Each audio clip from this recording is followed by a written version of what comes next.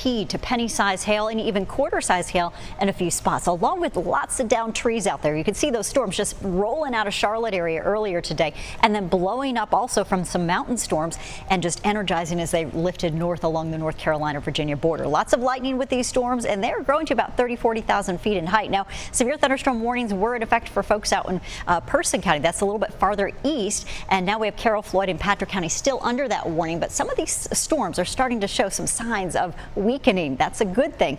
A little less activity with the lightning and all that you wouldn't know by this storm here. This one in eastern sections of Stokes County, western Rockingham, still putting down some hail possibilities and some gusty winds at least, even though it may not be severe at this point. We've got those hail reports coming in. A lot of folks anywhere from pea size as the storms were starting, now up to penny size, even some quarter size mixed in, as we mentioned. The 3D storm view showing you that the storms are coming down a little bit. This is a good sign, out of the 40,000 foot range down to that 30,000 foot range, and so they are beginning to weaken. This one right here in eastern sections of Stokes, western Rockingham County, this was looking pretty good just a few minutes ago, up to 50,000 feet, but even this one's starting to weaken a little bit. We've had a lot of cool air aloft helping to produce a lot of the heavy rain that you've seen today and the hail. So these are hailers today, and that's the kind of storms that we were anticipating, along with some damaging winds.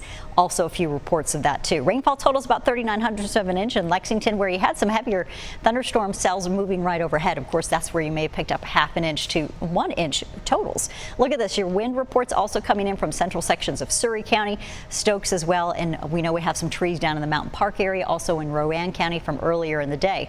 69 degrees though right now in Asheboro. You are rain cooled at 78 degrees in Reidsville, 68 Winston-Salem, and down to 83 in Burlington. Now, typically you need some really strong updrafts to get that hail going, and about 37 miles an hour may help to create that dime-size hail, because they've got to have a rush of air. It's got to cool aloft. It's got to hang out there for a little bit before it comes back down as hail, and 45-mile-an-hour updrafts are needed for quarter size, just to give you perspective there of what we've been dealing with today.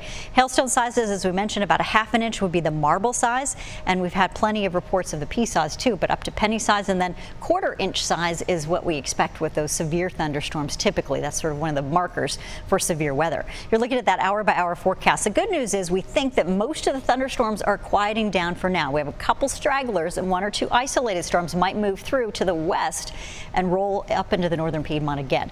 So we'll be looking for any chance for another storm to do that over the next hour to 2. But after we get you through the 8 o'clock hour, less likely to see thunderstorms, more likely to see a spotty shower, if anything at all, and then dense fog develops. We've got temperatures down into the upper 60s, folks, early tomorrow morning. It's mild and muggy.